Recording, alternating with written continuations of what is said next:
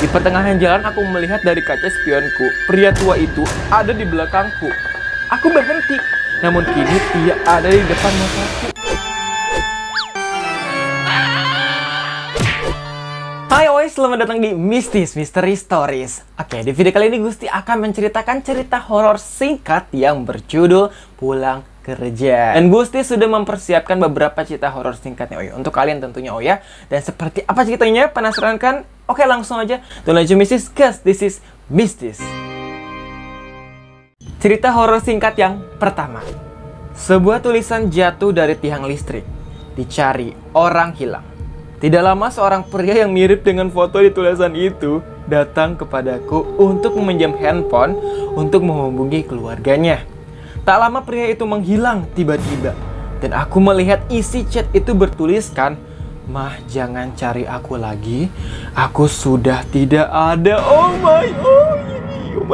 Jadi ini dia tuh nemu tulisan gitu jatuh dari yang wah, diambil nih sama dia kan. Tulisannya adalah dicari orang hilang gitu, nggak lama ada pria yang datang ke dia yang mukanya tuh mirip banget sama di foto tulisan itu. Jadi dicari orang hilang. Nah, di bawahnya itu kan ada fotonya kan. Nah, foto itu tuh mirip banget sama orang yang datang ke dia untuk minjem handphone, untuk ngabarin keluarganya kalau misalkan dia itu sudah tidak ada.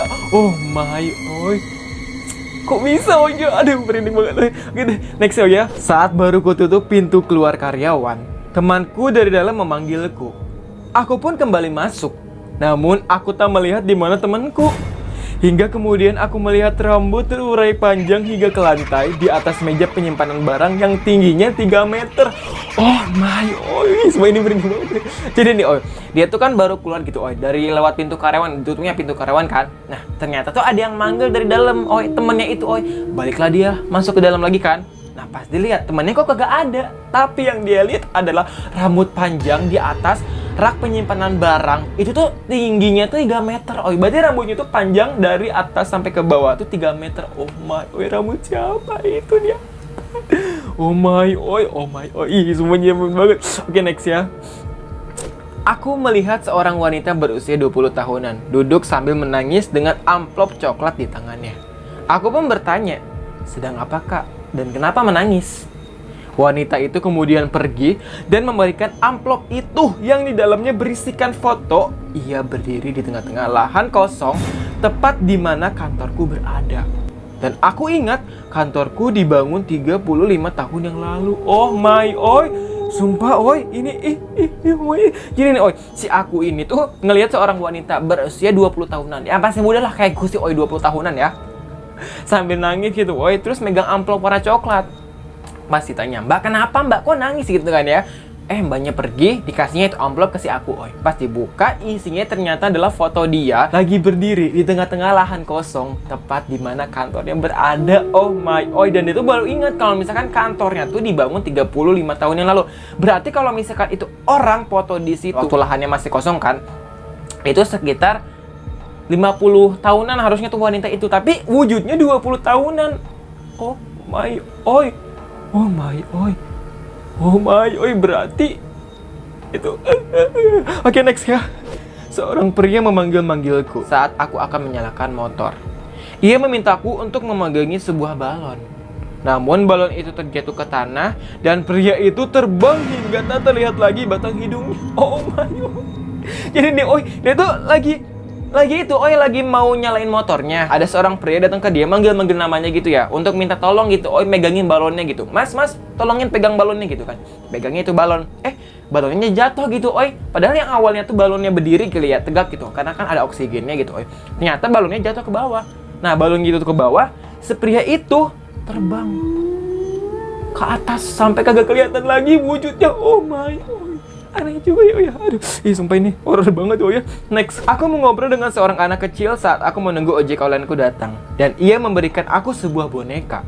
Namun boneka itu menembus tanganku. Tak lama, ayahnya memanggil. Dan mereka pun pergi, namun menembus sebuah dinding di parkiran motor.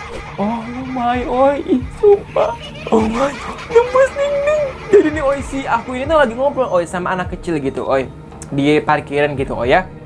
Terus gak lama anak kecilnya ngasih boneka. Tapi ternyata bonekanya itu nembus, pas mau diambil sama si aku nembus bonekanya gitu, Oi. Jadi kagak bisa dipegang. Nah nggak lama ayah dari si bocil itu manggil gitu, nak sini nak sini nak. Udahlah mereka pergi, ternyata mereka berdua menembus dinding di dekat parkiran itu. Oh my god, berarti mereka bukan manusia ya. Oh my, next ya, ini yang terakhir. Motorku tiba-tiba saja ada yang menariknya saat aku baru menaikinya. Dan terlihat seorang pria tua yang tak tahu siapa ia. Kemudian aku memberikan uang kepadanya dan aku pun pergi.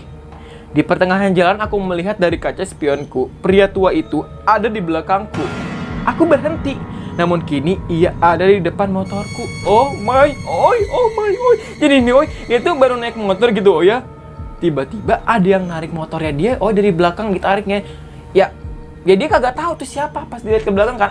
Ternyata ada pria tua gitu, dia nggak tahu siapa itu, kagak tahu dia, bukan tukang parkir, pokoknya nggak tahu. Udahlah dia ngasih duit tuh ke pria tua itu kan, ya dalam pikirnya mungkin yang penting dikasih lah duit gitu, nanti dia bisa pergi kan. Dia pergi, di pertengahan jalan dia ngeliat kaca spionnya, ada pria itu di belakang motornya. Pas dia berhenti, nggak ada, tapi ada di depan motornya.